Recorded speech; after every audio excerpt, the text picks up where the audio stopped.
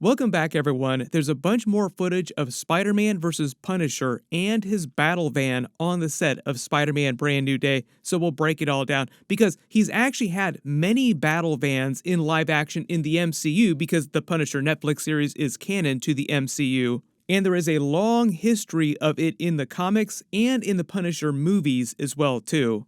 Based on all the footage, it seems like Spider-Man's trying to do everything he can to piss Punisher off.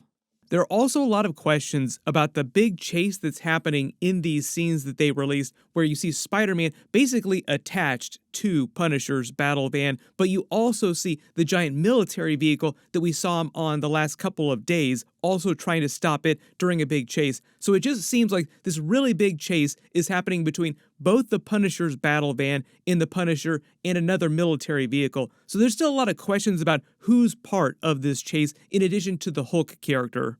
We will break it all down. If you're brand new to the channel, be sure to subscribe to get all the videos. This is also supposed to be the last day that they're filming in Glasgow, so I think they're going to be moving to sound stages. We probably won't see footage of the movie for a good long while, but there might be some stuff they release a little bit later. Case in point, there are already people who are making fan videos based on a lot of this footage. Like, this isn't actual footage from the movie, it's just something that a fan made based on stuff that they're filming right now. That's how quickly people are moving nowadays. This is nuts. At the beginning of this new footage, you actually see the larger chase scene where the military vehicle is barreling through the streets of New York City going after someone. I think it's after Scorpion based on the fights that we saw previously. Then you also see Punisher's battle van drive through frame with Spider-Man attached to it, trying to stop whoever's driving it. If it's Punisher, people think that Punisher is driving the van, but there were also people on set that said that Punisher was also driving the military vehicle as well too. So it's possible that Punisher just switches vehicles at some point during this chase scene, or Punisher also has somebody helping him who is driving the van. My early assumption is this is meant to be one of the first times that Spider-Man actually runs into Punisher, and he meets him in the middle of this chase for the first time and thinks he's an antagonist because Punisher is Punisher. Of course, he's going to be trying to kill the villains that he's going after, and Spider-Man is trying to stop that from happening. Like, he doesn't want people to kill other people. A lot of you longtime Spider-Man fans have also picked up on this big theme that they're probably going to address during the movie, Spider-Man getting darker because of what's happened in his life since the events of Spider-Man No Way Home, pushing him darker, but still trying to be that positive Spider-Man person, not wanting to kill people, and Frank Castle pulling him in another direction, like, no, we need to kill our villains so that they don't come back and continue to be villains. But I think the actual context for what's happening in this scene, Punisher is trying to go after Scorpion and kill him because there's supposed to be a prison fight that we saw in some other behind the scenes. Maybe he escapes from prison, maybe he's working for the main villain in the movie, but somehow he gets a more comic book accurate Scorpion suit, which sounds like it's going to be based on tech, just based on the way they set him up during Spider-Man Homecoming. There's been a little bit of concept art of him in a mechanical Scorpion suit going after Spider-Man in his new Final Swing suit with the gold logo, but as you can see in the final version on screen here, he doesn't have the gold logo, he just has a traditional black spider logo. But it is meant to basically be the same suit. My assumption is his Scorpion suit won't look exactly like this in the final movie. Usually things change a lot between concept art and final versions in Marvel movies. Punisher has always been shown to be very methodical in the way he goes after villains. Like, that's his whole thing, is developing very grand plans to actually go after organizations like the mob, for instance. This is probably why he's targeting some of the villains that are being used by the main villain in the movie. Like, he's targeting that organization and then going after some of the low-level henchmen, and Scorpion just happens to be one of those henchmen. Just based on the footage, my early assumption is that Spider-Man isn't really clued in on this, like he's not part of this giant conspiracy theory. He just happens to be saving people and then sees this chase going down with Punisher going after Scorpion like a madman trying to kill him, and just assumes that Punisher is also a bad guy too and tries to stop him from killing Scorpion. We will see what kind of weapons Punisher tries to use against Spider-Man. It totally looks like Spider-Man is going to be rage-baiting the hell out of Punisher. Like, you just imagine him quipping on the van and Punisher not being able to shake him off the van. Just getting angrier and angrier and angrier. When you zoom and enhance on his battle van, it seems like the same 2003 Ford E-Series that he had during the Punisher Season 2 on Netflix, like his final van during the Punisher Netflix series.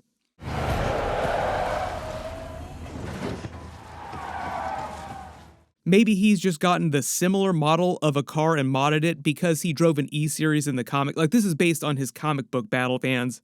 Or if it is the same battle van from the Punisher Netflix series, he's had to have modified it quite a bit because the light bar on top is different. He's modified the windshield so he can open it and stick a gun out the front or a weapon. That's why there's a little window in front for guns, mostly because Punisher, of course, he'd want to be able to shoot somebody while he's driving.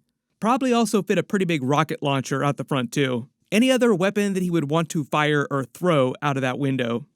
You also notice one of the changes from the Punisher Netflix battle van is that he's drawn his skull logo on the hood. This should also assuage any fears the people had about Marvel trying to change his Punisher logo for the live-action movies, because it's going to be a PG-13 movie, and Punisher is hardcore. The special presentation they're releasing before Spider-Man Brand New Day is going to be rated R or rated mature, because technically it'll be a TV release. All of his Netflix series, even Daredevil Born Again, rated mature, which is like rated R for TV.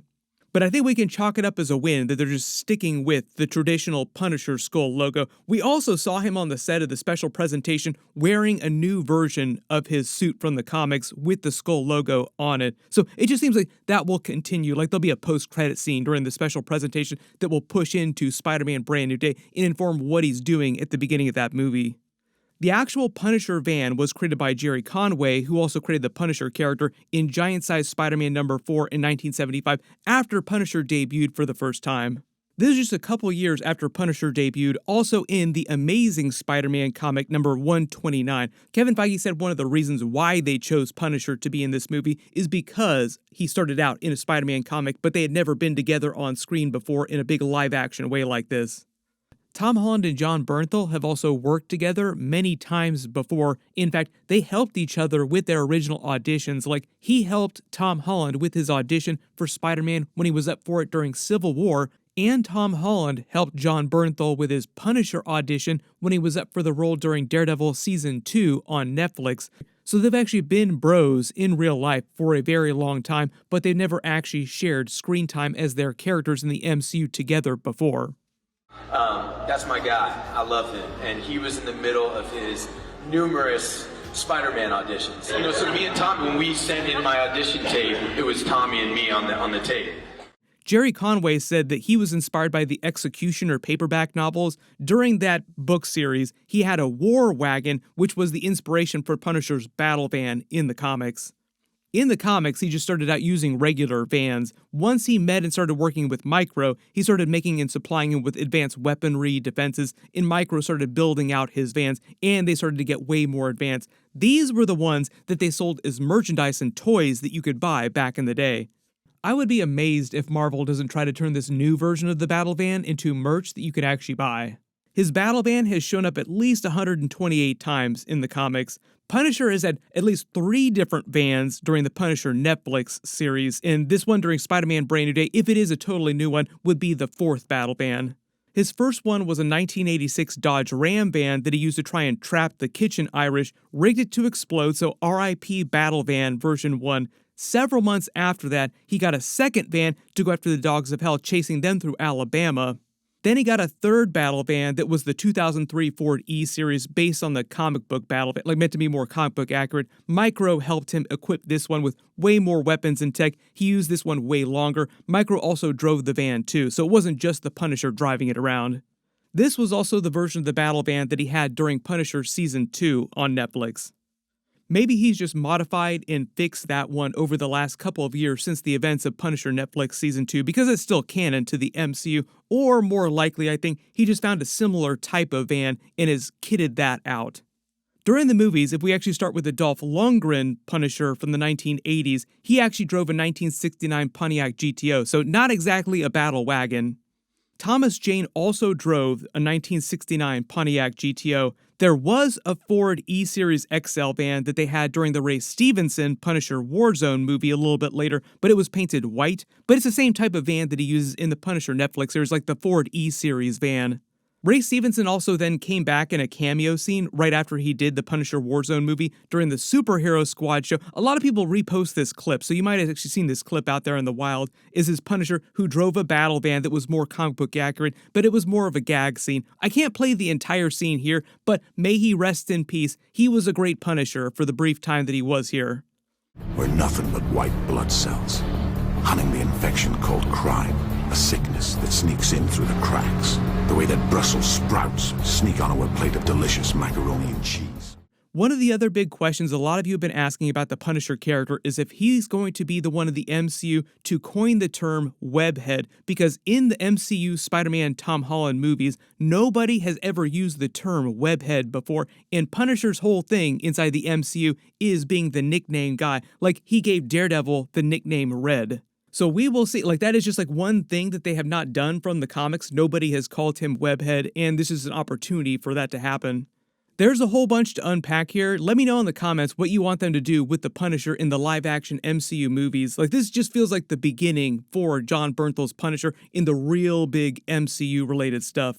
Based on the way he's talked about it, Jon Bernthal behind the scenes, Marvel has basically given him carte blanche to do what he wants to with the character. Like, he actually has writing duties. He helped write the Punisher special presentation movie. He's an executive producer on it. So he does have a certain level of control over the Punisher character. You also remember that he basically quit Daredevil Born Again in its original incarnation when they asked him to do a whole bunch of Frank Castle cameo stuff that he just was not comfortable doing. Like, he felt like it didn't do justice to the character, and it would just wound up pissing everybody off, so he just walked away from Daredevil Born Again for a while until they fired the showrunner at the time and then hired on some of the Netflix people to fix the show.